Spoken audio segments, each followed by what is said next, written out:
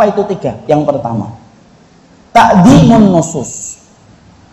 Yang pertama itu adalah ustadz siapapun yang antum ambil ilmunya, entah saya, entah yang lainnya, perhatikan yang pertama kali yang antum akan jumpai dari dirinya. Checklistnya itu yang pertama apa? Ustadz ini apakah menyuruh kita untuk tunduk dan patuh kepada kitabullah atau tidak? Siapapun pemateri, entah dia dari Yaman, entah dia dari Sudan, entah dia dari Madinah, entah dia dari Mesir, kemudian ustadznya antum yang ngajarin antum, mengkondisikan antum untuk tunduk tanpa syarat, patuh tanpa tarfi kepada keputusan yang dibuat oleh kitabullah dan sunnah, lalu menyuruh kita untuk tidak boleh mengkritik apa yang ada di dalam Quran, tidak boleh untuk mengkritik apa ada yang di dalam sunnah. Kalau ada ustadz yang menyampaikan itu, walaupun dia baru datang dan baru taklim pertama kali, masih gemeter ketika menyampaikan taklim di depan antum, tapi yang pertama dia selalu mengatakan tunduk, patuh tanpa syarat, taat tanpa tarfi kepada kitabullah dan sunnah, berarti contreng, tanda ilmu yang benar dia miliki yang pertama, siapapun dia. Ya, kecuali ada ustadz menyampaikan di setiap masjid atau di satu masjid, kemudian menyampaikan kepada antum, lalu kemudian berkata, ini surat Al-Maidah ini tidak cocok ini kalau kita pakai di Pekanbaru. Ini kalau hadis ini tidak cocok ini kita pakai kemudian dalam konteks Indonesia. Ini ayat ini tidak cocok ini kita pakai kemudian dalam konteks kemudian bermasyarakat. Lalu dia mengkritik kitabullah dan sunnah. Maaf, siapapun yang mengajari antum ilmu, tetapi kemudian menyuruh ana dan menyuruh antum untuk kemudian mengkritik apa yang ada di dalam kitabullah dan sunnah, ya, menyuruh antum untuk mengkritik kitabullah dan sunnah, siapapun yang menyuruh kita untuk mengkritik kitabullah dan sunnah, berarti silang. Dia tidak berada di atas ilmu yang benar, karena Nabi tidak pernah memerintahkan kita untuk mengkritik apapun yang ada di dalam kitabullah dan sunnah. Maka maaf ya akhi ya, kok tiba-tiba ada yang kemudian berkata gini, ini tidak cocok dan tidak relevan, udah antum keluar saja, makan mie ayam di pojok sana itu lebih baik daripada antum mendengarkan beliau kemudian mengajak antum untuk mengkritik kitabullah dan sunnah. Loh, kitabullah dan sunnah kok dikritik? Kalau kitabullah dan sunnah dikritik, kemudian Allah dan Rasulnya sudah salah, terus yang benar siapa? Pak Demo? Tidak mungkin kan? Terus yang benar siapa Pak? Kalau Allah dan Rasulnya sudah salah, kan tidak mungkin. Orang mengatakan ini tidak cocok, kenapa? Tidak logis. No, tidak semuanya itu harus logis, tidak semua itu harus masuk akal. Kalau kemudian semuanya itu harus masuk akal, kalau kita membaca ayat ataupun kita membaca hadis, fungsinya iman buat apa kalau semuanya itu harus masuk akal? Saya pahamkan kepada semuanya kalian ini, sesungguhnya memahami agama ini itu tidak serta-merta harus logis dan masuk akal. Karena apa? Fungsinya iman itu untuk mengimani apa yang tidak bisa dijangkau oleh akal. Kalau ustadznya kita tanya, kenapa ustadz mengkritik ayat itu? Ini ayat ini nggak logis. Sampaikan kepadanya, lah fungsinya iman apa? Kalau kemudian semuanya itu harus masuk akal. Dan maaf ya, yang biasanya ngajak kita untuk mengkritik Al-Quran dan As-Sunnah itu siapa? Kalangan liberal. Kalau sudah semacam itu, tidak usah kita dengerin. Kalau kemudian memang betul-betul mengajak kita untuk mengkritik Al-Quran dan As-Sunnah, dan tidak semuanya harus masuk akal. Ini saya sampaikan ya, kita maaf ya ikhwan ya, ini saya sampaikan contoh supaya antum nanti bisa jawab apa yang dituduhkan oleh liberal, semua itu harus masuk akal. Kita bicara sesama manusia aja kadang-kadang tidak paham kok, ya atau tidak? Ketika kepintaran kita tidak sama, kadang-kadang kita bicara itu nggak, kemudian akhirnya nggak dipahami. Loh, kalau kita bicara dengan sesama manusia aja nggak paham, apalagi dengan Allah yang ilmunya tidak ada batas, yang tidak bisa disamakan dengan ilmunya kita. Wajar kalau ada keputusan Allah yang Allah terangkan di dalam kitabullah dan sunnah. Kenapa akal kita belum menjangkau? Karena kita bodoh. Makanya fungsinya iman itu mencukupi atau kemudian mengisi apa yang tidak bisa diisi oleh akal. Itulah kemudian kenapa kita harus tunduk dan patuh kepada kitabullah, dan kita butuh ustadz yang menyuarakan untuk tunduk dan patuh kepada kitabullah. Sampaikan contoh ya, ini kisah nyata. Saya pernah ngisi daurah di Batan, Batan, Badan Tenaga Atom Nasional. Isinya itu para pegawai-pegawai yang mereka sekolahnya sudah lumayan, S2, S3 di Jepang rata-rata, fisika dan kimia. Ketika acara makan siang, saya masih ingat itu, boxnya itu nasi padang. Makan kita. Sembari saya makan sama beliau, beberapa karyawan itu, saya tanya, Pak, gimana ya Pak? kok bisa nuklir itu menghancurkan banyak gedung, bahkan menghancurkan satu negara dalam seketika. Padahal kalau pakai paku, pakai palu dan cangkul mungkin seumur hidup nggak rusak-rusak ini. Tolong diterangkan Pak, reaksi nuklir dan atom itu gimana? Kok sampai sedahsyat itu terjadi? Tapi dengan bahasa yang gampang ya Pak, supaya saya gampang paham. Ya Ustadz, mulailah dia berkata, E sama dengan MC kuadrat itu begini ya Ustadz, melebur ke sini, fusinya ke sini, terus dia mengantar ke sini, mengantarkan energi ke sini. Saya sambil makan rendang itu, aduh, apa ngomong apa? Saya ngomong, sudah Pak, nggak usah dilanjutin. Loh kenapa Ustadz? Karena saya nggak paham. Padahal menurut saya gampang, ya menurut Bapak. Sudah, akhirnya kita melanjutkan tema yang lebih ringan dan lebih kita sepakati saja. Ngobrol gitu. Beberapa hari kemudian, Bapak itu nelpon saya. Di ujung telepon ngomong, Ustadz, longgar? Longgar. Saya mau konsultasi Ustadz. Masalah apa Pak? Faraid. Oh iya, masalah apanya? Saya ingin belajar faraid sebentar Ustadz, dasar-dasarnya. Saya bilang, Pak, faraid itu tidak bisa dipelajari secara singkat Pak. Apalagi lewat telepon. Mau saya 4 semester ketika kuliah aja belum tentu nilainya 9. Jangan lewat telepon Pak. Enggak Pak, Ustadz, saya pengen yang dasar-dasar aja kok. Ya sudah. Yakin ini faraid lewat telepon. Selama Ustadz punya kelonggaran waktu, mau Ustadz, ya sudah. Susah loh faraid itu, enggak gampang. Ya sudah, saya mau jelaskan kenapa dinamakan warisan, faraid dan lain sebagainya. Yang dapat setengah, siapa yang dapat mahjub, siapa dapat asobah. Di ujung telepon itu terdiam. Saya nanya, Pak masih ada Pak? Masih Ustaz. Nggak usah dilanjutin Ustaz. Loh kok nggak dilanjutin? Saya nggak paham Ustaz. Masya Allah. Saya bilang, Masya Allah Pak, kosong-kosong ya Pak. Loh kosong-kosong kenapa Ustaz? Ya Allah, Bapak kemarin bicara fisika, kimia tentang bagaimana reaksi nuklir. Saya nggak paham. Hari ini saya bicara faraid, Bapak nggak paham. Padahal sama-sama manusia. Loh sama-sama manusia saja. Kita ini kalau ngobrol aja nggak paham. Loh kok ada orang mengatakan dirinya liberal, lalu berkata, apa yang ada di dalam Quran, kalau tidak masuk akal bagi saya akan tolak. Loh akalmu tuh segede apa? Kok sampai kamu memaksakan itu? Makanya kalau antum nanti di kuliah, tiba-tiba ada kemudian senior antum kemudian ngomong, ini kita ini sebagai orang-orang berpendidikan, seakan-akan orang kalau mengkritik Al-Quran itu berpendidikan. Kita harus kritis. Apapun yang tidak sesuai dengan logika kita, kita harus siap untuk menolaknya walaupun itu datang dari Quran. Gaya kehidupan pemikiran semacam ini tuh ada yang sengaja untuk memperkembangbiakkan. Kalau ada ustadz, siapapun itu, entah ustadz, kakak antum dan siapapun, kok kemudian dia menyampaikan ilmu semacam itu, tolak akhi. Kenapa? Karena sesungguhnya dia tidak berada di atas ilmu yang benar. Makanya saya teringat itu dialognya antara Imam Syafi'i dengan Imam Muzani. Imam Muzani itu salah satu ulama, dibentak sama Imam Syafi'i jadi ulama. Insya Allah ya, zaman dulu itu dibentak ulama jadi ulama.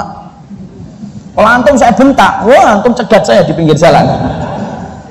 Imam Muzani itu ngomong sama Imam Syafi'i itu gini, ini saya punya pertanyaan yang tidak bisa saya puaskan dengan akal dan saya tanya kepadamu wahai Imam Syafi'i. Imam Syafi'i marah mendengarkan kata-kata itu ketika dia mengkaitkan ilmu itu dengan akal. Kata Imam Syafi'i, sini kamu tahu jumlahnya bintang di langit? Lalu Muzani yang belum belajar itu berkata, saya tidak tahu jumlah bintang di langit. Kamu tahu dari apa kemudian bintang diciptakan? Saya tidak tahu dari apa bintang itu diciptakan. Kemudian yang ketiga, kata Imam Syafi'i, ya sudah kalau gitu saya tanya kamu tentang pertanyaan masalah wudhu. Ditanya 10 pertanyaan tentang wudhu yang dijawab cuma 4. Kemudian Imam Syafi'i berkata, kualitas akal semacam itu, saya tanya tentang bintang kamu tidak tahu, saya tanya bintang itu terbuat dari apa kamu tidak tahu. Kemudian saya tanya tentang wudhu yang kamu lakukan sehari 5 kali hanya bisa menjawab 4 dari 10 pertanyaan. Loh, dengan kualitas akal kayak gitu kok pengen memahami apa yang ditetapkan oleh Allah? Belajar dulu yang benar kalau kemudian pengen paham agama. Gara-gara perkataan itu akhirnya Muzani akhirnya menjadi ulamanya, mengikuti Imam Syafi'i dan menjadi salah satu ulama madhab Syafi'i. Itulah yang dinamakan dengan ilmu yang benar. Standar ilmu yang benar bukan kelompok. Karena ada teman kita yang kadang-kadang diri kita dulu standar benar itu kelompok. Kalau kemudian kelompoknya pasti benar, kalau bukan kelompoknya pasti salah. Nah, itu runyam itu kalau kayak gitu. Maka standar ilmu yang benar itu kata para ulama, i'rifil haqqa ta'rif ahlahu. Kenali kebenaran dari sifatnya, kamu akan mengenali siapa yang berjalan di atas kebenaran. Jangan mengenali kebenaran itu dari kelompok. Kenapa kamu nggak ngaji sama Ustadz itu? Bukan dari kelompok saya. Kenapa nggak ngaji? Bukan dari golongan saya. Baru kemudian digeser meja, sudah pergi dia. Seakan-akan sumpah dadanya kalau mendengar orang yang bukan dari kelompoknya. Makanya itu, kenapa semacam itu? Akhirnya ngajinya nggak adem, karena mengembalikan kebenaran itu kepada kelompok dan golongan. Kita ingin mengembalikan kebenaran itu kepada sifatnya. Dan sifat ilmu yang benar yang pertama itu apa? Siapapun yang kita ambil ilmunya, ngajak kita untuk tunduk dan patuh kepada kitabullah. Itu yang pertama. Yang kedua, kata para ulama, standar ilmu yang benar yang kedua, yang kemudian bisa dikatakan orang itu benar adalah sihatul faham. Sihatul faham itu apa? Mengembalikan pemahaman agamanya itu kembali, kemudian ketika dia mengambil Al-Quran, ketika dia mengambil hadis, maka dia kembalikan ayat-ayat Al-Quran dan mengembalikan hadisnya itu kepada tafsir-tafsir yang ada di antara para sahabat dan para ulama. Dan dia tidak berani untuk menafsirkan sendiri, apalagi dia berani mengkafirkan sahabat Nabi. Maaf ya, kalau antum sudah dapetin ada seorang ustadz sudah mengkafirkan sahabat, tinggalin, pura-pura kencing aja, langsung kemudian nyalakan motor, pergi kita. Lalu sahabat kok sudah dikafirkan? Lah kalau sahabat dikafirkan, lalu kita ngambil referensi agama dari mana? Karena sesungguhnya sahabat itu langsungnya Nabi. Kalau kemudian sudah dikafirkan, berarti referensi kita rusak total. Kalau sudah rusak total, diganti referensi yang mereka miliki ketika ingin menjauhkan kita dari kebenaran. Makanya yang kedua, siapapun yang ngajarin kita, kalau dia menafsirkan Al-Quran, maka dia selalu menyampaikan bagaimana tafsirnya, selalu menyampaikan bagaimana pendapatnya dan perkataan para ulama terdahulu dari kalangan para sahabat. Saya akan mungkin antum kemudian ini, kenapa harus para sahabat? Ya Ustaz, karena sahabat itu adalah muridnya Nabi. Kenapa kita harus menafsirkan Al-Quran dengan tafsir para sahabat Nabi? Maaf akhi, Quran itu kalau tidak dibawa kepada tafsir yang ada sesuai dengan apa yang diambil para sahabat dari Nabi, maka Quran itu bisa dibawa kemana-mana sesuai dengan kemauan orang yang mengambil Quran itu. Ini contoh nih, saya pernah di Malang, saya pernah di Magelang. Itu ketika saya di Magelang, ketemu sama petani habis ngisi daurah. Ketemu petani sedang duduk di pinggir jalan. Saya kemudian ngobrol dengan petani tersebut. Sampai akhirnya waktu asar. Asar, saya ajak beliau ke masjid. Ayo Pak, ke masjid Pak. Ya sudah Ustaz aja, Mas aja yang ke masjid. Bapak nggak ke masjid? Enggak. Saya merasa, mungkin beliau merasa pakaiannya kotor. Karena biasanya petani atau tukang batu kalau kita bawa ke masjid itu sering mengatakan nanti, karena merasa pakaiannya kotor. Walaupun kadang-kadang sampai 5 bulan, 6 bulan juga masih kotor aja, nggak ke masjid-masjid. Saya akhirnya sholat ke masjid. Ketika saya sholat ke masjid, pulang ngelewatin jalan itu lagi. Petani itu masih di pinggir sawah. Saya duduk lagi, karena orangnya itu enak diajak ngobrol. Ngobrol kita, sampai jam 5 sore. Ketika jam 5 sore, saya tahu beliau belum sholat. Saya ngomong, belum, Pak, enggak sholat, sudah jam 5. Kemudian beliau malah bertanya sama saya, sini loh Mas, kita ini sebenarnya fungsinya sholat itu untuk apa? Terus saya nanya, Bapak nanya sama saya, iya, kita sholat itu tujuannya apa? Masya Allah, saya saat itu masih mahasiswa Fakultas Syariah, ditanya sholat itu untuk apa? Saya tanya, ya saya jawab, sholat untuk beribadah, untuk mendekatkan kepada Allah, karena sholat itu yang agama dan lain sebagainya. Tahu jawabannya apa? Jawaban saya disalahkan sama beliau. Salah. Masya Allah ya. Dosen saya aja nggak nyalain saya, ini nyalain saya petani. Loh kok salah gimana? Perhatikan, dia membacakan satu ayat. Tujuan sholat itu Mas, disabdakan atau disampaikan oleh Gusti Pangeran. Kalau dia nyebutnya Allah itu Gusti Pangeran. Sesungguhnya sholat kita itu diperintahkan oleh Gusti Pangeran itu tujuannya satu. Apa itu? Supaya ingat sama Allah. Ayatnya, aqimis sholata lidzikri, tegakkanlah sholat untuk mengingatku. Berarti sholat itu mengingat Allah. Kalau jenengan, kalau kamu sudah ingat sama Allah, berarti tidak perlu sholat, karena sudah ingat. Kenapa saya tidak sholat? Karena saya sudah ingat sama Allah. Karena fungsinya sholat kan mengingat Allah. Bagi yang sudah ingat walaupun tidak sholat berarti sudah selesai. Oh, pusing kepala saya sudah mulai pusing kepala saya. Lalu kemudian saya berkata, Pak, nggak kayak gitu. Akimi sholata lidzikri bukan kayak gitu. Sholat itu bagian dari kewajiban untuk mengingat Allah. Saya sampaikan, Nabi itu meninggalnya hari Senin, Pak. Senin subuhnya masih sholat, di belakangnya Abu Bakar. Tapi kemudian jawaban saya dibawa oleh beliau, dijawab lagi oleh beliau motor-motor. Intinya satu, mungkin itu tidak ingat. Kalau ingat, tidak usah sholat. Saya berkata, berarti nanti maghrib nggak sholat juga, Pak. Ya tergantung kita. Kalau kita sebelum maghrib sudah ingat, ya tidak sholat. Enak bener ya gaya kayak gini. Ya sudah, Pak, akhirul kalam, Pak. Subhanakallahumma wa bihamdika asyhadu an la ilaha illa anta. Saya pulang, Pak. Orangnya baik, tapi perhatikan dia bawa dalil, tapi dalil itu tidak ditafsirkan dengan tafsir yang benar. Makanya kalau kita melihat Ustadz, contreng yang kedua, karakteristiknya ini berada di atas ilmu yang benar atau tidak. Yang kedua, perhatikan dia kalau ngomong ayat pakai pemikiran sendiri atau pakai tafsir. Dan saya ingatkan, maaf ya, yang ngomong tentang tafsir itu gayanya tidak satu. Ada gayanya yang pertama, ada gayanya Ustadz tuh kalau ngomong tafsir itu Dalikal kitabul la raiba fi. Qala Ibnu Abbas, qala Abdullah bin Mas'ud, qala Ibnu Umar, qala Syaukani, qala Qurtubi. Ada yang nyebutkan kayak gitu. Semuanya para ahli tafsirnya disebutkan. Ada yang modelnya kayak gitu. Ada ustadz ketika dia menyampaikan tafsir, dia sampaikan secara umum, tidak disampaikan satu persatu perkataan para ulama, dan dua-duanya benar. Dan maaf akhi, kadang-kadang kalau kita tidak menjumpai dalam satu tafsir, itu belum tentu di kitab tafsir yang lainnya tidak kita jumpai. Kalau di Imam, misalkan di tafsir Al-Quranul Andi miliknya Imam Ibnu Katsir, tidak ada. Mungkin ada di kitabnya Imam Qurtubi, Al-Jami' li Ahkamil Quran. Kalau di Imam Qurtubi tidak ada, mungkin di tempatnya Syaukani dalam Fathul Qadir. Kalau di Fathul Qadir tidak ada, pinjam Ustaz. Maka kemudian mungkin ada di kitabnya Imam At-Tabari. Karena sesungguhnya ilmu itu luas. Makanya kalau ada orang yang sering membaca, tidak buru-buru dia ngobrol, tidak buru-buru dia vonis. Dia kaji terus pelan-pelan itu. Disitulah sampai saya mengatakan fikih itu luas, yang sempit itu hati kita. Kadang-kadang kalau kita ngaji, baru satu ngaji kitab tafsir Al-Quranul Adi, itu pun baru punya juz yang pertama, juz yang kedua belum beli karena masih nyicil. Itu tapi Masya Allah, dia sudah begitu gampang untuk menyalahkan orang. Ya nggak gitu.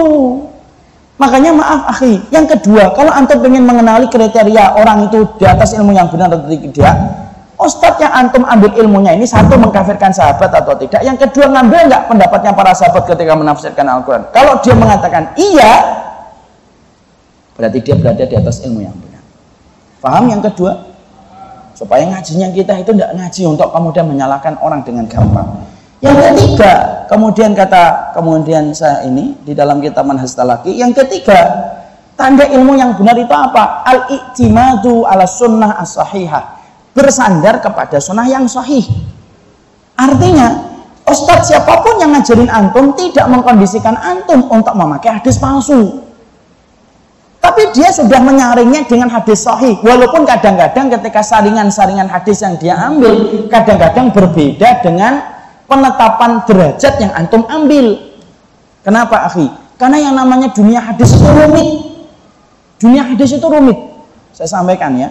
Bisa jadi ada ulama mengatakan ini hadis dhaif, ulama di sana mengatakan hasan. Ulama di sana mengatakan hasan, ulama di sana mengatakan sahih.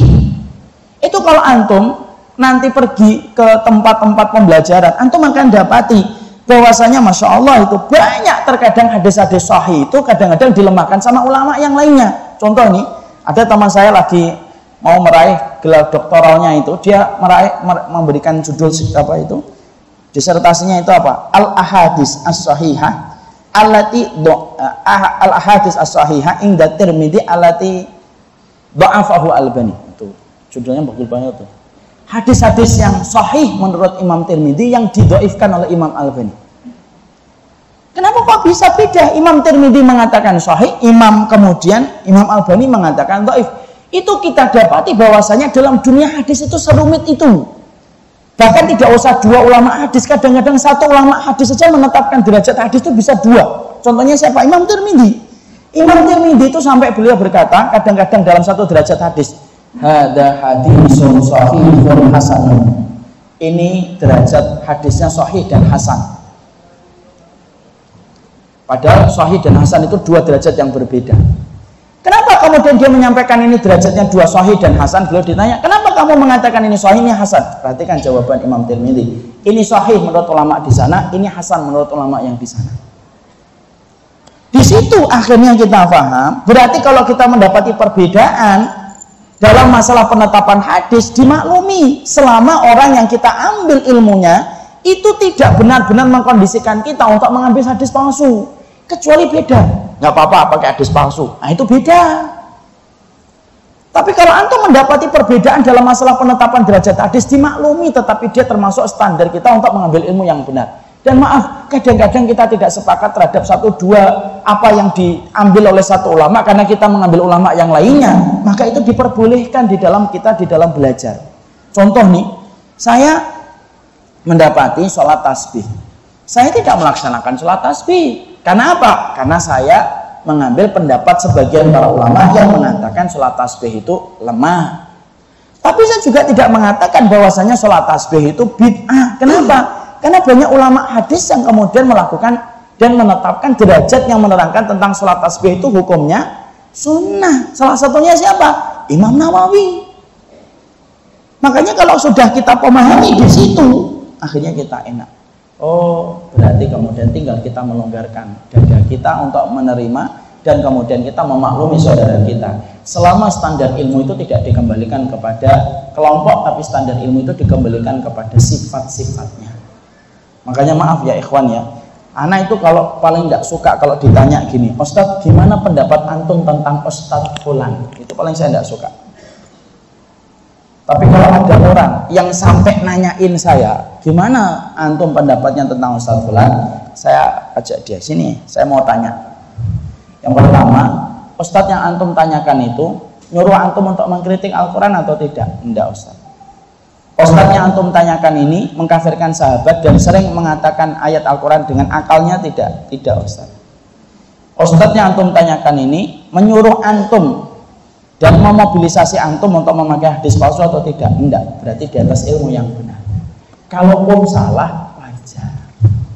Kenapa salah itu wajar? Karena sesungguhnya ulama bukan malaikat. Yang pasti dia akan terjatuh dalam kesalahan. Dan antum bukan syaitan yang senang ketika antum mendapati kesalahan seseorang ketika dia bicara atas nama kebenaran. Disitulah akhirnya kita paham, ngaji kita akan adem.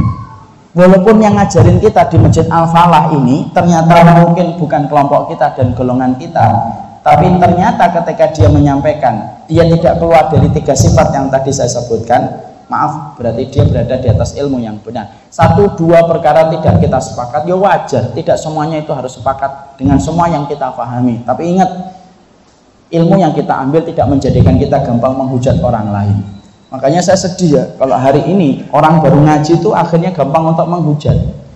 Iqra'nya baru Iqra' 3, tapi Masya Allah, vonisnya luar biasa.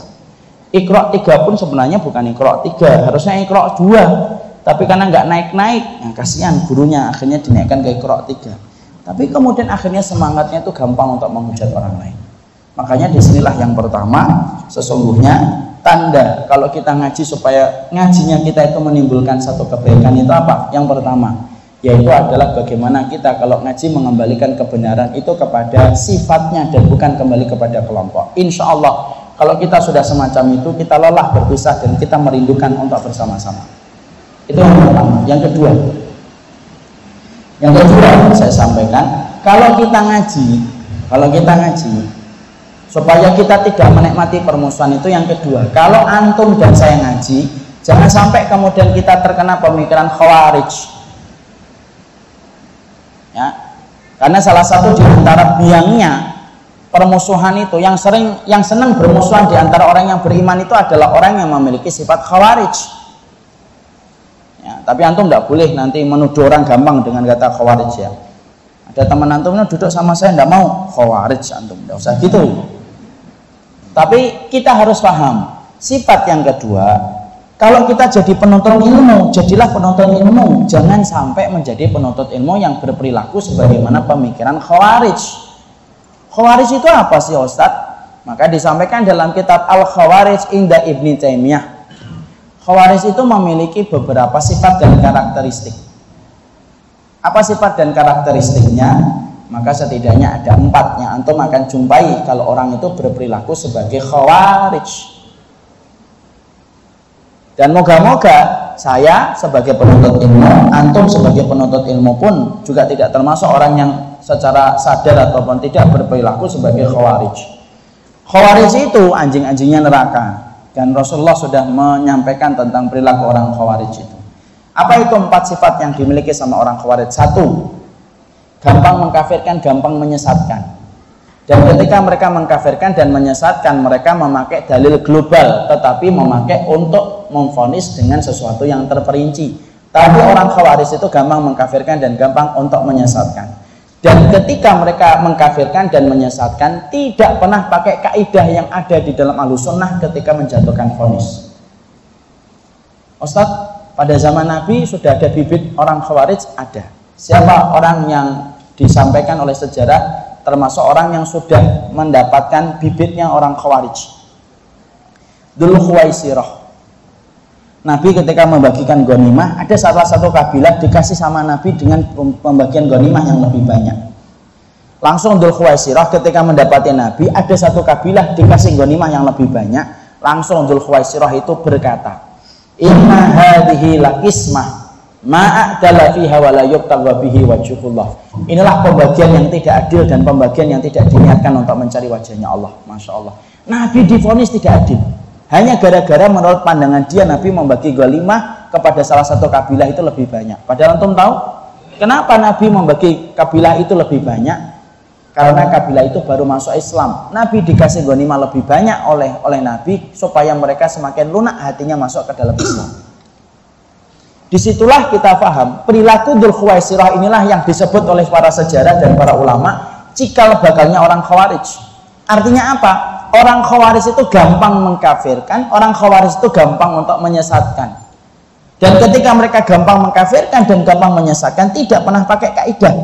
Tidak ada kaidah menyampaikan hujah, tidak ada kaidah untuk berhati-hati sebelum menetapkan vonis.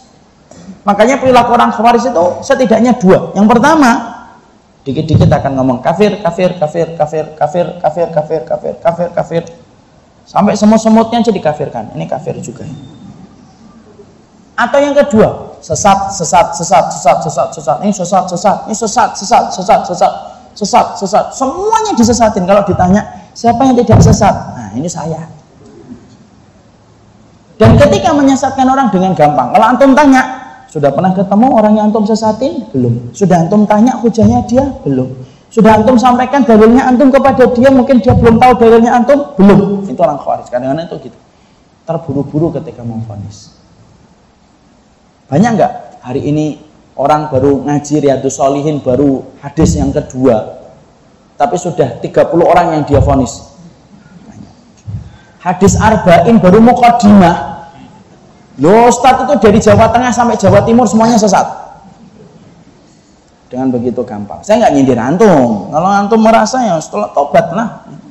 Habis ini ambil wudhu itu. Dan itulah perilaku orang Khawarij yang pertama. Orang itu akhi, kalau menjadi thalibul ilmi, jadilah thalibul ilmi. Jangan suka gampang mengkafirkan dan jangan sampai kemudian menyesatkan. Apalagi keadaannya kita itu ilmunya baru segini saja. Wong bahasa Arab aja nggak ngerti kok. Taunya ana dan antum doang. Sama Qolamun dan Masjidun. Ngafirin orang, nyesatin orang, sesat antum. Bahasa Arab aja antum nggak paham. Tapi perilaku itu banyak atau tidak banyak hari ini? Banyak. Orang buat akun, kemudian sukanya nyoret-nyoret wajah. Bukannya curhat saya. Tapi banyak nggak kayak gitu? Banyak. Dan saya khawatir kalau kemudian saya kemudian termasuk orang yang nyesatin orang dengan gampang, maka kemudian itu permusuhan. Makanya orang Khawarij itu paling senang permusuhan. Makanya mereka senang untuk kemudian memancing-mancing permusuhan, itu senang. Makanya sifat mereka yang pertama gampang mengkafirkan, gampang menyesatkan. Maaf ya, orang yang jatuh kekafiran dan orang yang sesat itu ada, bukan berarti tidak ada. Ada. Tapi ketika menetapkannya tidak boleh dengan sembarangan. Itu yang kita harus pahami. Dan itulah yang berbeda antara Ahlussunnah dengan orang Khawarij. Yang kedua, sifatnya orang Khawarij itu, dan semoga kita kalau menjadi thalibul ilmi tidak terkena pemikiran Khawarij. Yang kedua, kata para ulama, kata Ibnu Taimiyah, orang Khawarij itu suka memerangi kaum muslimin, tetapi tidak pernah peduli sama orang kafir. Yaqtuluna ahlal qiblah wa yatuna ahlal ausan. Mereka itu memerangi kaum muslimin, tetapi membiarkan orang-orang yang menyembah sama berhala. Orang kafir yang memusuhi Islam, mendalimi kaum muslimin, tidak pernah mereka pedulikan, tidak pernah mereka sholat, tidak pernah mereka perangi. Tapi kalau berhadapan dengan muslim, nah mereka akan perangi. Dan memerangi itu ada dua, memerangi dengan senjata dan memerangi dengan kata-kata. Kalau kemudian ada orang yang kedua, lalu kemudian dia gampang memerangi kaum muslimin, tetapi membiarkan orang kafir, maka itu salah satu sifatnya orang Khawarij. Itu yang kedua. Yang ketiga, salah satu sifatnya orang Khawarij itu apa? Yang ketiga sifatnya orang Khawarij itu adalah mereka selalu suudzon kepada maslahah atau kepada agenda besar yang dilakukan kaum muslimin.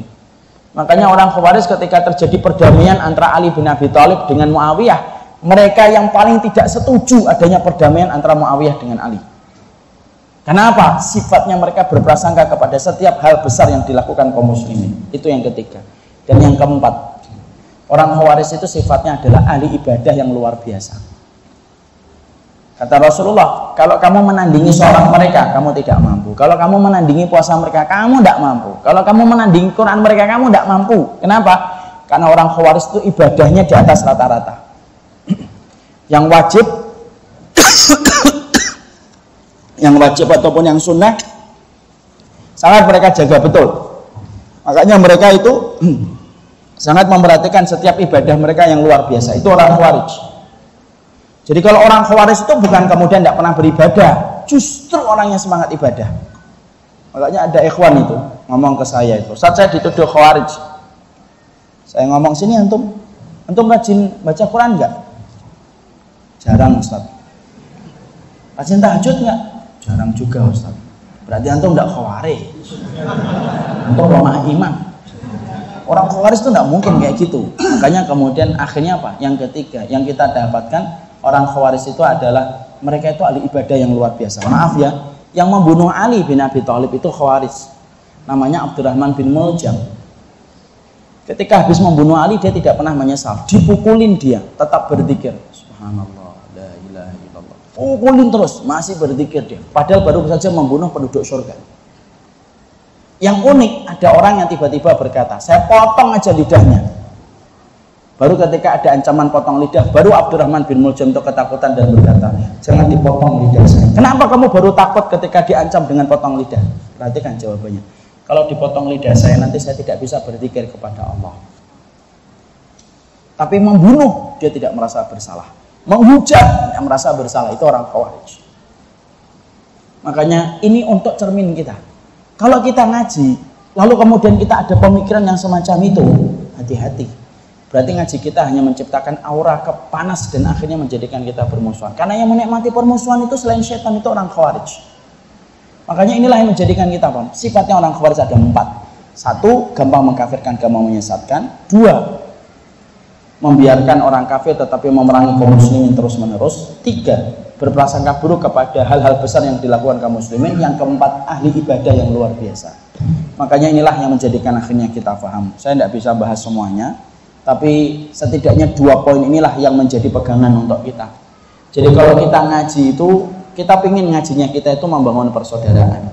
Kalaupun ada sesuatu yang tidak sama dengan apa yang dilakukan saudara kita, bukan berarti kita tidak bisa saling bersaudara antara satu dengan yang lainnya.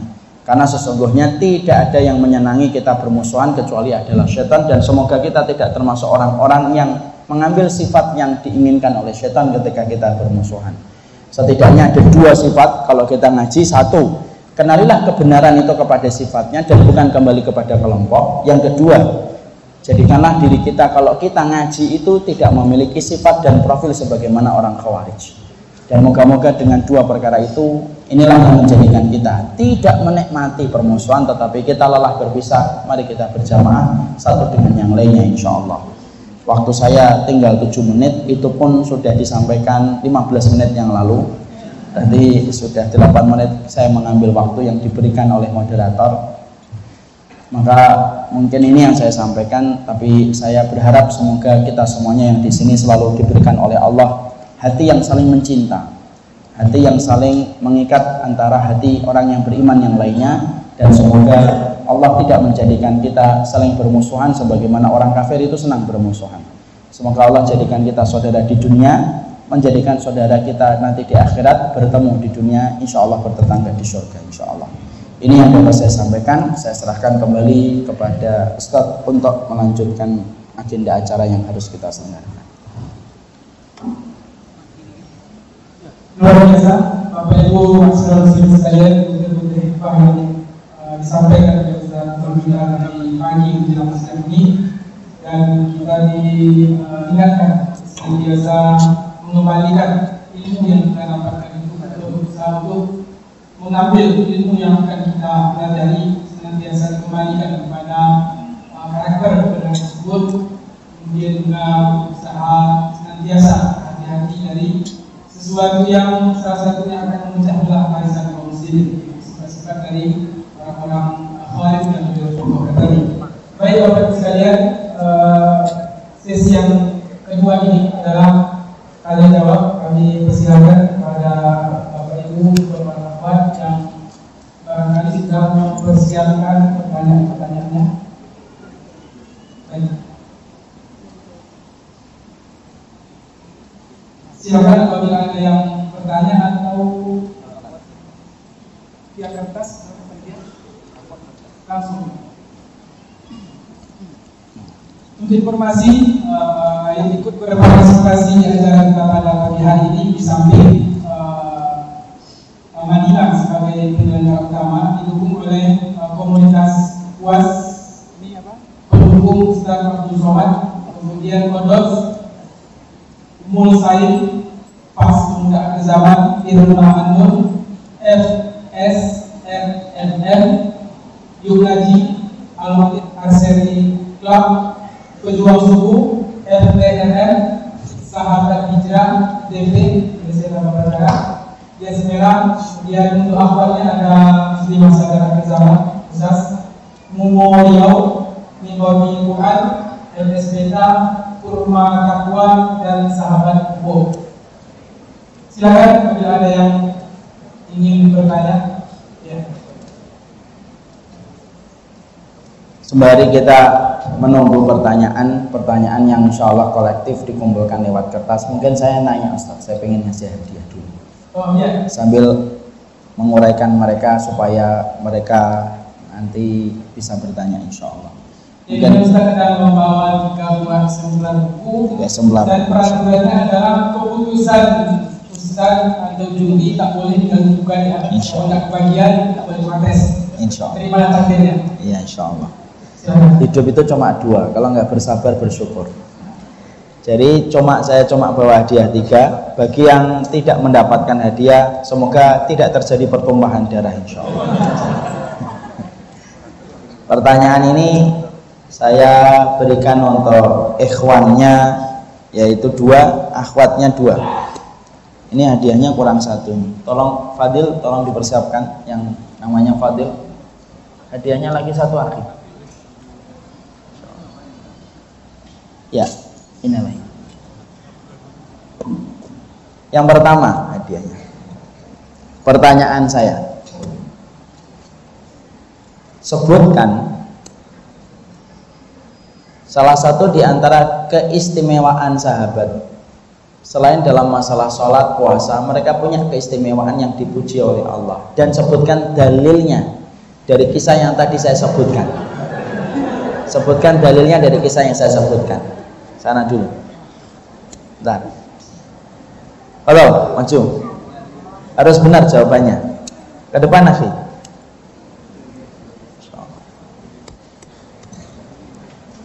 Saya sangat tadi menyebutkan nama ikan. Antum sensitif bener. Tolong panitia ngasih mic kepada beliau.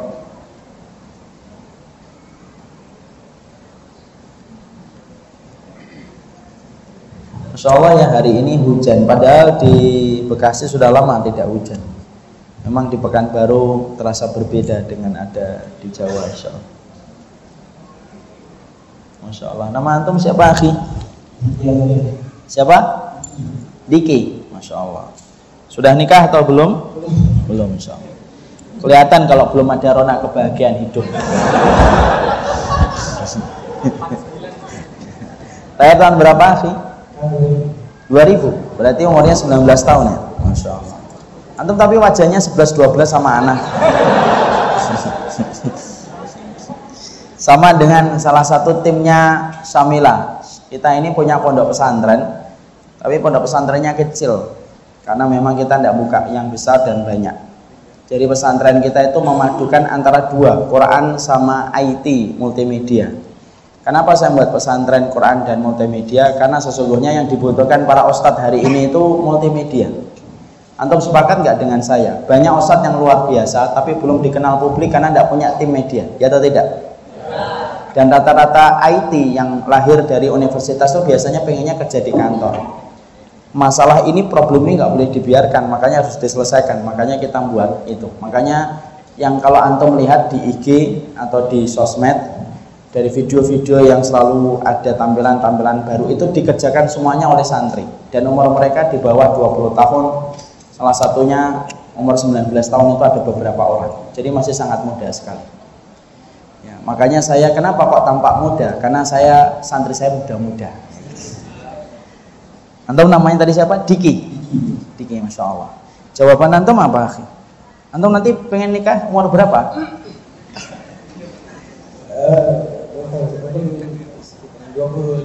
25. Masya Allah, masih 6 tahun ya. Sabar betul ya, akhi. Antum tidak khawatir tulang rusuk antum dipatok sama ayam jago? Insya Allah. Pengen punya anak berapa nanti antum? Banyak. Saya anaknya 5, on the way 6. Sekarang istri saya hamil bulan ke-6. Insya Allah Oktober anak saya yang ke-6 lahir, Insya Allah. Pengen punya anak berapa, Ustaz? 12, Insya Allah. Antum aminkan dong? Insya Allah. Antum ingat ya, seseorang mukmin yang mengaminkan doa saudaranya, maka dia akan diaminkan pula oleh para malaikat. Jadi antum harus siap nanti dapat anak 12, Insya Allah. Allah, jawabannya apa, Diki? Jadi keistimewaan para sahabat selain itu Allah ibadahnya dari sholat, puasa, sebagainya. Untuk ngomongannya kayak saat somat, ya udah. Ada keistimewaan lain yaitu para sahabat itu tidak berusaha dalam perbedaan pendapat. Contohnya dari kisah tentang sahabat Ibnu Mas'ud, dia ketika ditanya oleh para sahabat yang lain tentang jamaah sholat. Nah, jadi ketika itu beliau jawab, ketika kita sedang berbicara bukan mengalami rusak, mengalami keringanan, karena Allah itu merasa senang ketika orang dalam perjalanan mengalami rusak. Kemudian ditakdirkan suatu hari Ibnu Mas'ud pergi berjalan ke Madinah. Kemudian di Madinah ada juga sahabat lain yaitu Utsman bin Affan. Kemudian Utsman bin Affan menjadi imam sholat. Padahal Utsman bin Affan pendapatnya berbeda dengan sahabat Ibnu Mas'ud, yakni beliau mengambil sholat penuh tidak mengambil rusak. Jadi Ibnu Mas'ud tetap sholat belakangnya. Setelah sholat tersebut, Ibnu Mas'ud ditanya oleh sahabat lain, kenapa engkau tetap sholat belakangnya? Padahal engkau berpendapat pendapat itu menyelisih pendapat yang lebih utama. Kemudian dijawab oleh Ibnu Mas'ud. Jawaban Ibnu Mas'ud adalah al-khilafu syarrun, meruncingkan perbedaan itu buruk. Masya Allah, barakallahu. Benar atau salah? Nah, Masya Allah. Antum pengen hadiah apa? Aku atau buku? Jodoh, memang saya ngatur. Yang mana? Yang ini atau yang ini? Ya, dua-duanya, satu-satu, akhi. Mau foto? Insyaallah sini.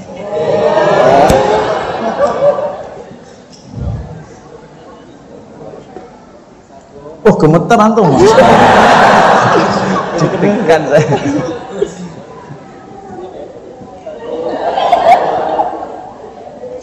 Deg-degan ini. Antum ini jantungnya sehat kan? Sehat. Oh ya, selfie. Ini namanya dikasih hati minta jantungnya gitu. Ini saya yang betul.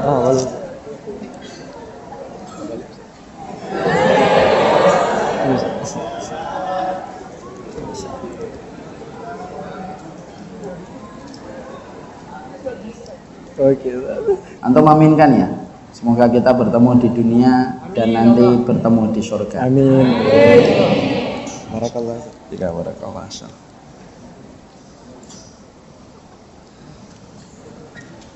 Baru kali ini saya tablik banyak banget mic-nya, Masya Allah. Pertanyaan yang kedua, yaitu untuk akhwat. Nanti yang melihat panitia akhwat, tolong ada yang melihat siapa yang mengacungkan jarinya. Dan ikhwan-ikhwan tidak usah ngelihat. Pertanyaannya adalah, sebutkan standar ilmu yang benar. Bahwasanya ilmu yang benar tidak dikembalikan kepada kelompok, tapi kembali kepada sifatnya. Sebutkan 3 sifat yang dikatakan bahwasanya tanda ilmu itu benar. Lihat, panitia akhwat, ada yang lihat? Siapa duluan? Ya, kalau siapapun yang dipilih sama panitianya kita, ya.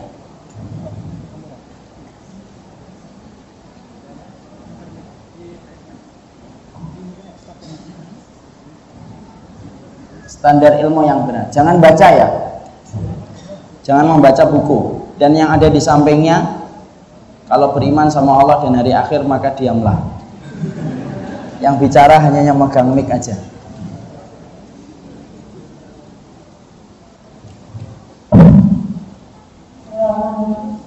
Standar ilmu, Ya. ilmu. Ya. Karena itu Ustaz itu tidak mengajak kita atau mengkritik para sahabat atau mengajak kita untuk taat kepada kitab Allah dan sunnah. Ya. Dan itu tidak boleh. Ustaz tersebut tidak mengajak kita untuk mengkritik para sahabat. Kemudian yang kedua itu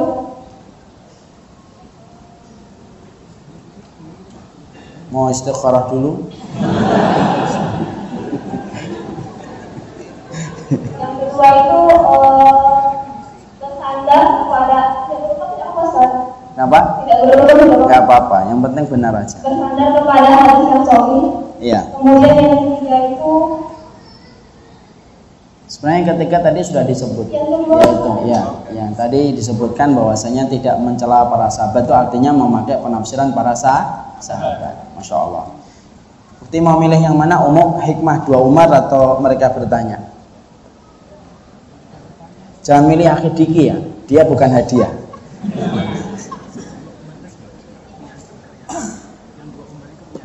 Iya. yang untuk khusus perempuan ada. Nggak ada. Kalau ada tisu mau. Kalau saya ini hikmah 2 Umar tulisan saya bersama. Ini sebenarnya tulisan saya di Facebook dulu, kemudian ada penerbit mengumpulkannya bersama dengan Ustadz Muhammad Fakihuddin. Yang ini, ya, adalah. Jazakallahu khair, semoga bermanfaat. Pertanyaan yang ketiga untuk para ikhwan.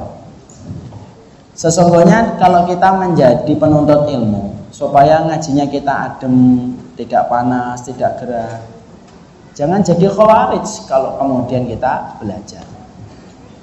Sebutkan sifat khawarij itu apa? Dari tadi belum ngangkat tangan. Anak khawatirnya kalau nggak saya pilih bunuh diri gitu. Nama antum siapa, Afi? Adil. Berdiri.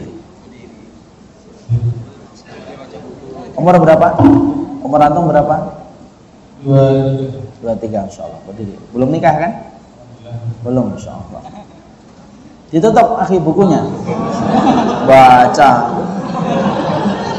Open book boleh, tapi close eyes.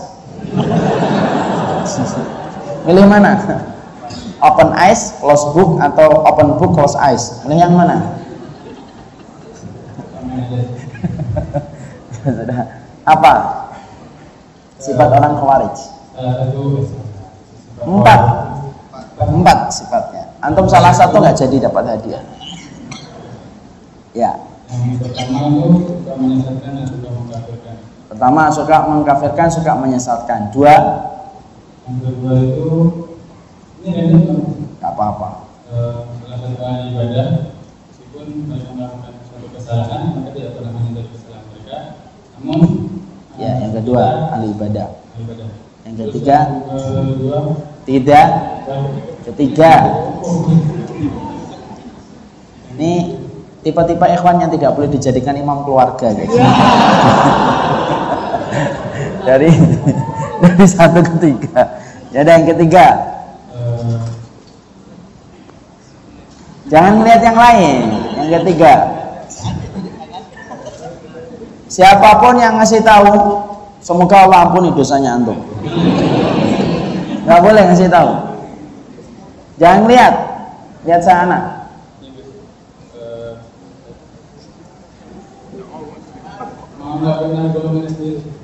Enggak menganggap benar golongannya sendiri tadi. Ada sifat khawarij gitu? Enggak. Jangan sampai antum menyelisih dari kitabnya para ulama antum. Ditunggu mereka nanti di alam kubur antum. Dua, sudah duduk. Belum anda belum beruntung. Ya, waduh.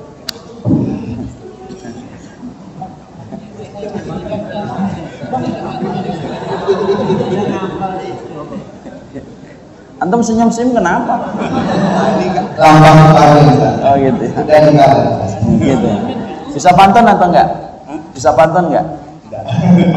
Orang asli Melayu. Asli. Oleh tapi nggak bisa. Tapi nggak bisa pantun ya? Berarti diragukan antum Melayu. Padahal sih. Yang pertama suka mengkafirkan sesama muslim. Kedua, yang kedua suka memerangi sesama muslim dan bersahabat dengan orang kafir. Tiga, bukan bersahabat ya, membiarkan orang kafir, tidak pernah nggak kafir. pernah disoroti, nggak pernah dikomentari, tapi yang dikomentari muslim terus.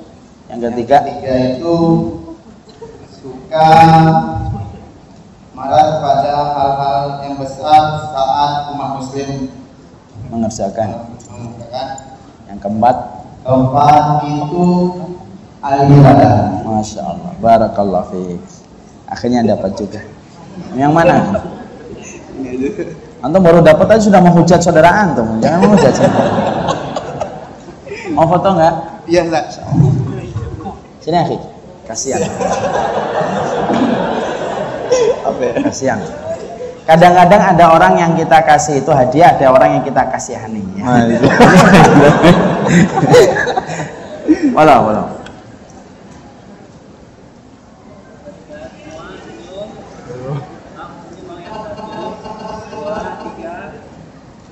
Insyaallah. Das barakallah. Yang ketiga terakhir untuk para ikhwan biar cepat karena masih banyak pertanyaan yang harus dijawab. Insyaallah. Yang ketiga, sebutkan salah satu orang Khawarij yang hidup pada zaman Rasulullah, namanya siapa? Yang kedua, orang Khawarij yang membunuh Ali bin Abi Thalib. Ada dua. Ya, silakan akhi.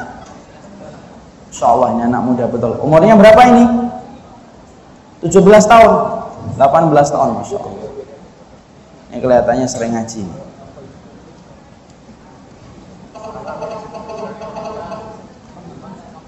Ini yang terakhir.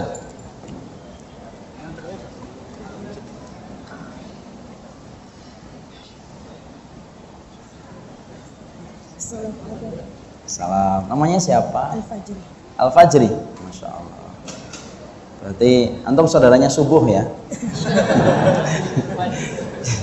Siapa nama sahabat yang dikatakan biangnya Khawarij pada zaman Rasulullah? Antum mau adzan? Lupa ya. Canda insya Allah. Saya kira mau adzan gitu, belum mau tuh. Lama lagi. Saya kira udah mau adzan karena mau adzan bisa gitu. Bismillahirrahmanirrahim. Allahu Akbar. yang untuk membunuh Ali bin Abi Thalib itu yaitu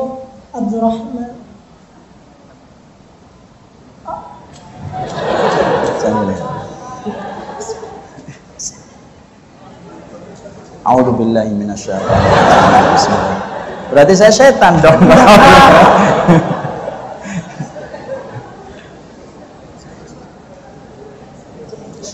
Perlu 3 hari? Call the friend? Perlu diulang lagi. Oh perlu ya. Siapa sahabat yang membunuh Ali bin Abi Thalib? Ini kalau nanti beliau cari istri kelihatannya. Abdullah bin Mas'ud. Hah? Abdullah bin Mas'ud? Enggak. Antum ditunggu sama Abdullah bin Mas'ud.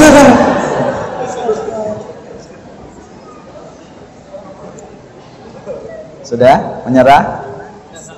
Kalau udah menyerah, sampaikan tangan. Astagfirullah. Yang pada zaman Rasulullah, orang Khawarij pada zaman Nabi. Itu.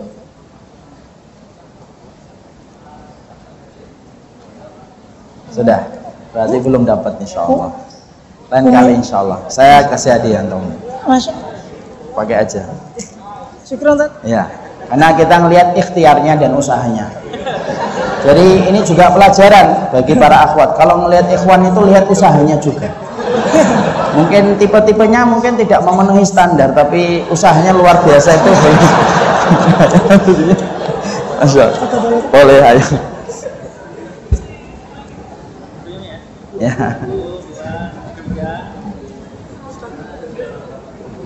Insyaallah. Syukran, Ustaz. Afwan. Semoga cepat dapat jodoh ya, Ki ya, insyaallah. Kenapa antum yang menginginkan? Kalau ada ikhwan kok nggak dapat jodoh lama gitu. Kalau ditanya kok belum menikah?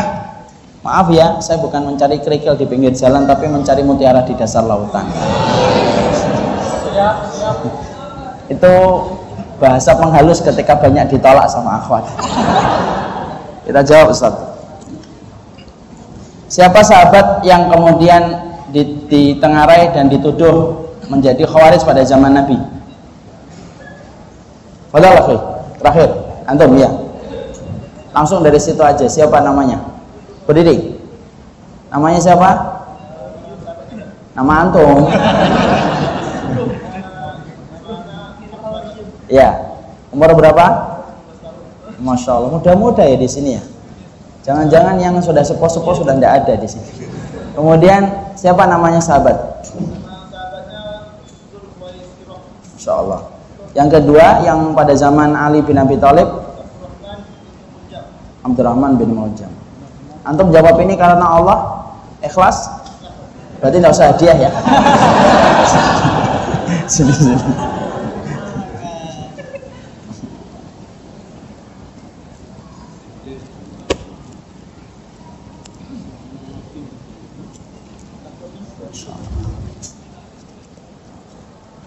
Foto? Ya. 1, 2, 3. Mari kita ini. Ya, baik. Sangat banyak pertanyaan yang sampai kepada kami, tapi karena waktu yang terbatas, maka akan kami ringkas beberapa pertanyaan itu dan akan dijawab sekaligus oleh Ustaz mengingat terbatasnya waktu kita. Sampai itu kami juga meminta kepada jamaah sekalian, sekiranya ada kotak dari panitia yang lewat, kotak infak untuk mohon isi dalam rangka berpartisipasi untuk menugaskan dakwah Madinah Riau, dan mohon partisipasi oleh semua untuk mengisi kotak infak yang sudah atau sedang berjalan di hadapannya. Pertanyaan yang pertama Ustaz adalah, pertama, bagaimana menyikapi kawan yang mengajak hijrah tapi modus? Masya Allah. Dia mengajak hijrah tapi ada maksud lain. Mendekati akhwat itu. Iya, modus. Yang kedua adalah bagaimana hukumnya menerima traktiran makan dari kawan karena dia baru saja jadian. Milik. Pertama ngajak hijrah tapi ada maksud lain. Yang kedua dia syukuran tapi karena baru jadian. Masya Allah. Pertanyaan lain ini yang kami simpulkan dari beberapa pertanyaan yang mirip. Bagaimana menyikapi perbedaan? Ya, insya Allah. Dan yang terakhir adalah saya pernah melakukan banyak perbuatan dosa, apakah masih ada peluang saya untuk bertaubat? Insya Allah. Terlibat dalam beberapa kegiatan yang Allah Subhanahu wa Ta'ala larang, dan saya ingin bertaubat, dan pernah juga mengalami rasa kecewa yang luar biasa di saat orang tuanya meninggal, sehingga mungkin linglung atau putus asa, dan terlibat dalam memakai benda-benda terlarang seperti narkoba. Apakah masih ada kesempatan bagi saya untuk bertaubat? Demikian beberapa ringkasan dari pertanyaan yang bisa kami simpulkan. Ya. Waktu Ustaz ada lebih kurang 7 menit. Masya Allah. Ternyata orang Pekanbaru banyak yang kejam ya. Yang pertama, mendapati seseorang ikhwan dan akhwat ketika mereka itu menggunakan bahasa-bahasa agama untuk merayu seorang wanita supaya kemudian jatuh hatinya kepada dia, ini hal yang jelas tidak boleh. Dan ini termasuk sesuatu yang sifatnya, ini termasuk satu sifatnya yang bagian dari strateginya setan. Karena termasuk strateginya setan itu menjadikan orang pacaran itu tetapi menggunakan bahasa-bahasa yang syar'i. Semua keputusan ini kembalinya kepada akhwat, karena akhwat itu kalau tidak merespon selesai. Keputusan zina dan tidak zina itu kembalinya kepada akhwat. Keputusan akhirnya jadian dan tidak jadian kembalinya kepada akhwat, kepada sang wanita. Makanya wanita di dalam Islam itu harus betul-betul mahal. Kalau dia ingin didekati hatinya, maka dia harus dihalalkan di hadapan Allah. Makanya ketika dia belum ada laki-laki yang komitmen yang semacam itu, maka tidak boleh berlemah lembut. Kita harus tegas sama laki-laki yang semacam itu. Kalau coba-coba telepon, jawabnya tegas. Assalamualaikum, waalaikumsalam. Ada apa? Maka kemudian itu bisa menutup segala macam hal-hal yang kurang benar. Adapun menggunakan bahasa agama untuk kemudian mengikat hati, untuk kemudian merayu hati itu tidak boleh. Karena sesungguhnya itu bisa jadi lebih buruk dari mereka yang pacaran tetapi tidak menggunakan simbol-simbol yang semacam itu. Kadang-kadang kan gitu akhir. Mencoba untuk ngingetin tentang ibadah sunnah. Besok ayamul bid ya, jangan lupa puasa ukhti. Ya, iya. Orang tuanya aja nggak diingetin. Kemudian jam 2 di miss call, ayo indahnya sholat malam. Ya, iya. Tidak usah kayak gitu. Makanya kan sering saya sampaikan, kadang-kadang itu sampai kelewatan gitu. Kamu lagi ngapain? Saya lagi sujud. Ya, kan gitu. Nah, kamu lagi ngapain? Saya lagi rukuk. Rukuk weanan, ya kan? Makanya hal semacam itu harus ditutup. Kalau ukhti mendapati laki-laki yang benar, dia tidak akan pernah menggunakan itu. Katakan sama laki-laki yang sudah modus yang semacam itu, kamu ini maksudnya apa sih? Saya sudah banyak mengingatkan, saya punya teman-teman hijrah dari kalangan akhwat. Kamu tidak usah repot-repot mengingatkan saya. Ingatkan saja orang tuamu, adikmu atau kakakmu. Harus mahal. Wanita dalam Islam itu harus sebagaimana matahari, tidak sebagaimana rembulan. Kalau rembulan itu kan dinikmati terus. Wanita dalam Islam itu harus kayak matahari, susah dinikmati, kecuali betul-betul harus siap. Kalau ngeliat matahari itu kan kita silau gitu, kita menundukkan pandangan. Banyak wanita dalam Islam itu yang rela dirinya itu sebagaimana rembulan, dinikmati bahkan oleh orang yang seharusnya tidak menikmati. Tapi mereka tidak mau mendudukkan dirinya kayak matahari. Padahal wanita yang paling mahal itu wanita yang memiliki sifat sebagaimana matahari. Susah dilihat, susah untuk diraih, kecuali dihalalkan di hadapan Allah Subhanahu wa Ta'ala. Jadi kalau kemudian ikhwannya masih modus, tanya lagi, kamu senang sama saya? Sudah istikharah belum? Sudah. Ya sudah, nanti datang ke rumah bapak saya. Jangan lupa martabak, telurnya 3. Gitu aja, selesai urusan insya Allah. Dan itu kita harus pahami. Gimana kalau ada orang ikhwan yang melakukan banyak dosa, tapi kemudian dia ingin bertobat? Sesungguhnya perbuatan sebesar apapun selama diiringi dengan tobat itu akan dimaafkan oleh Allah. Dan ingat, Sa'id bin Musayyib itu mengatakan, berapa banyak aku lihat penduduk surga dulunya adalah pelaku dosa, dan berapa banyak aku lihat penduduk neraka dulunya itu adalah ahli ibadah. Sampai ditanya kepada Sa'id bin Musayyib, kok bisa kayak gitu? Iya, karena yang melakukan ibadah itu mereka riak, dan tidak ada tempat yang riak kecuali neraka. Kenapa aku lihat surga itu diisi oleh para pendosa? Karena para pendosa itu bertobat, dan ketika bertobat tidak ada tempat kembalinya mereka kecuali adalah surga. Ma'is bin Malik itu pezina, tapi masuk surga. Kenapa? Karena dia menyesal dengan zinanya dan dia meminta dirinya dirajam, dan dirajam tidak ada tempatnya setelah dia dirajam kecuali surga. Banyak pelaku-pelaku dosa besar. Umar bin Khattab itu pelaku dosa besar, tapi ketika masuk Islam beliau produk surga. Bahkan salah satu istana yang paling bagus itu salah satu istananya Umar bin Khattab nanti di surga. Jangan pernah putus harapan dari Allah walaupun kita melakukan banyak dosa. Kemudian yang ketiga, gimana kalau kita ditinggalkan orang tua? Ditinggalkan orang tua itu memang berat, akhi. Ibnu Umar itu ketika ditinggalkan orang tuanya itu nangisnya betul-betul sedih, sampai ditanyakan kepadanya, kenapa nangismu sedemikian luar biasanya? Karena aku ditinggalkan oleh pintu tengah surgaku yang paling indah. Ditinggalkan orang tua itu kayak meninggalkan lubang di hati yang gede, di mana lubang itu tidak bisa ditutup dengan apapun ketika orang sudah ditinggalkan orang tuanya. Tapi maaf, hidup terus harus berlanjut. Dan kalau antum ditinggalkan orang tua, kewajiban antum satu, solihkan diri antum. Kenapa? Anak yang solih itulah yang akan menghadiahkan, memberikan anugerah kepada orang tuanya dengan syafaat. Antum kalau saya ditanya, Ustadz orang tua saya sudah meninggal, apa hadiah yang terindah untuk orang tua saya yang sudah meninggal? Satu, jadilah solih. Kalau saya dan antum jadi solih, nanti akan menunggu orang tua kita di depan pintu surga dan memberikan syafaat untuk mereka. Jadilah anak yang bisa memberikan syafaat kepada orang tua walaupun ketika di dunia kita tidak bisa membelikan mobil dan tidak bisa membelikan rumah. Karena itu lebih mulia daripada membelikan mobil dan rumah.